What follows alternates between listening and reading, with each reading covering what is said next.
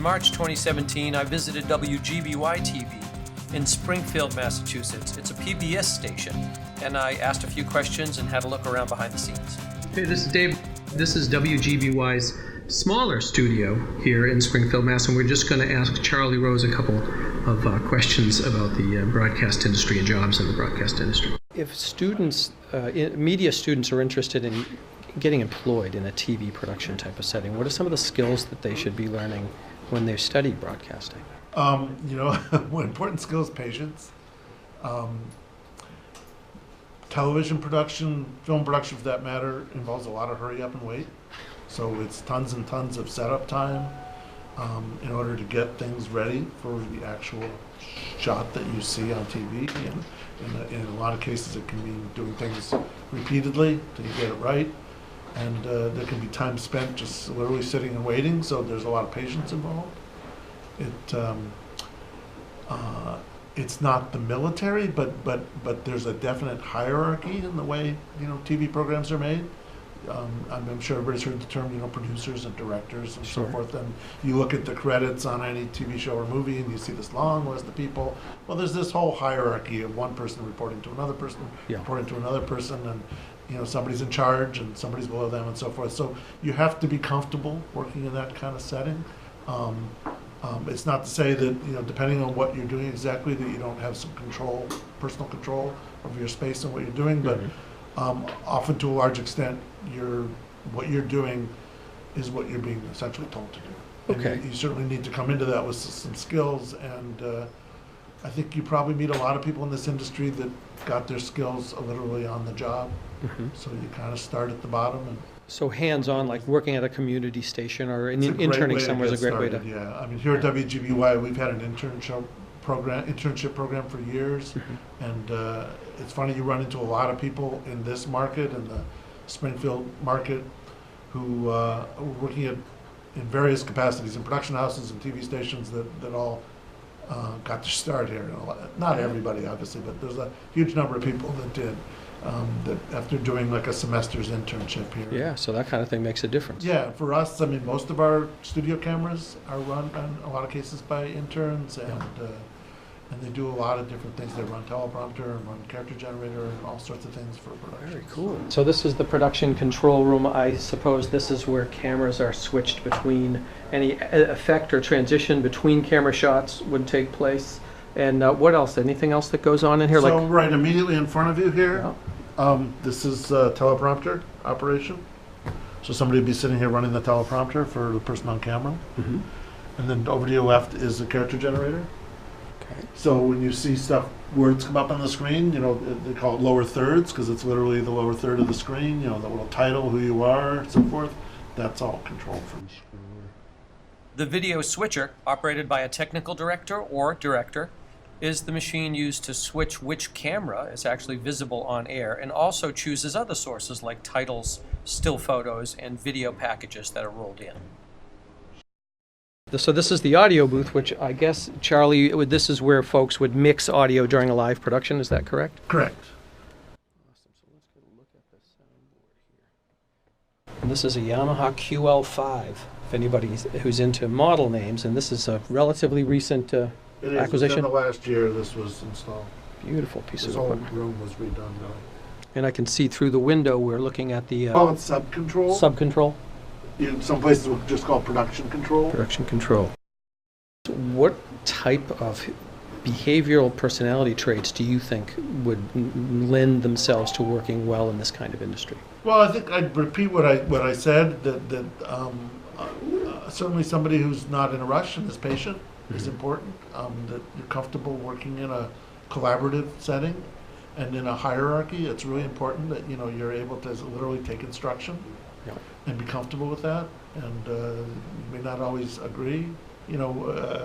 Running a studio camera, you're listening to a director in your ear, you've got a headset on, and you don't talk back. You do what you're told. And Right. It may not make sense, but they say pan left, you pan left. And you say tilt up, you tilt up. Yeah, it's essentially you're a tool, you're an extension of the are, director.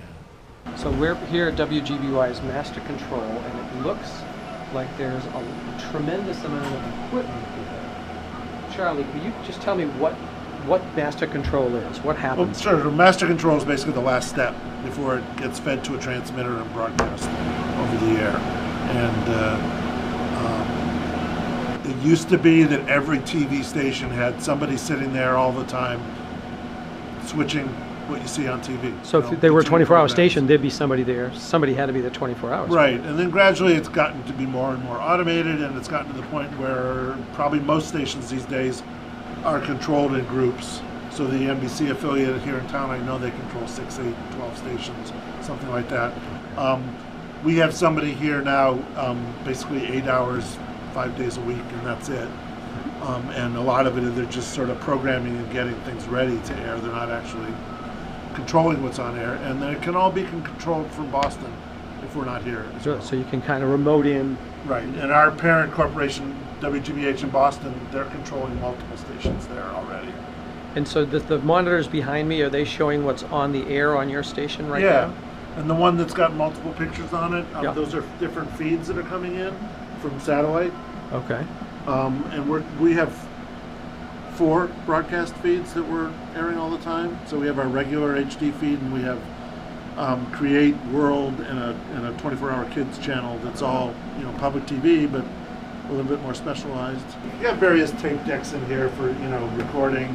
Some of them are kind of legacy machines that are for tape that we hardly ever use anymore, and more things are just going digitally onto a server. Excellent. Let's take a look at some of this stuff.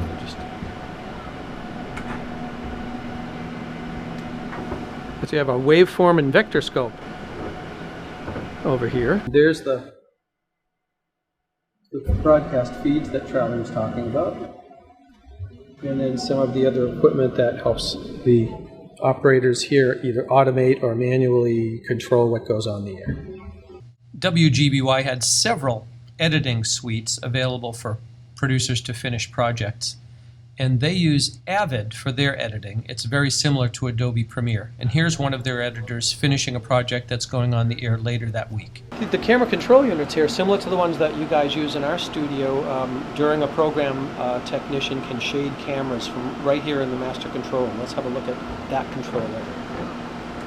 So you guys use Ikigami cameras apparently. And these are the control units and the monitors so that they can see what they're doing. And again, a waveform and vector scope so that they can monitor the levels of color and light. I mean, I suppose if somebody has the kind of intellect that would they could expand on, then they would move their way up the ranks. Exactly. That's certainly how I got started. I got started as a production person. I was doing radio at the time, and I got a job basically running the audio board for some of the live production because they needed somebody that had that skill. I eventually learned how to run a camera, and I eventually learned how to direct and produce, and I worked my way up to production manager. I'm actually not directly in television production now. I work more in fundraising, but that's my background. You have to imagine fundraising is a really important part of how things work at a public studio. TV station, for sure. Yeah. Now, time seems really important, always has been important in television.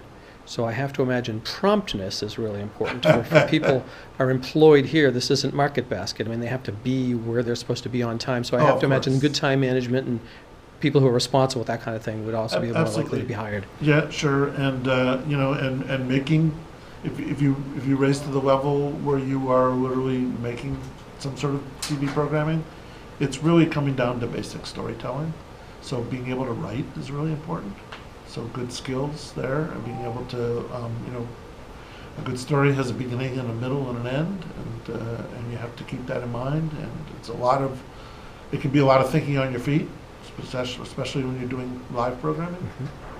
When you're out in the field and you're shooting some kind of story, you've got to be thinking sort of a couple of steps ahead all the time. Where am I going to take this person next? How am I going to light it? Looking at what I've got to work with, and literally, where's the next plug that I can plug into if I need it, and all those sorts of things. Yes. So it's a certain amount of thinking on your feet too.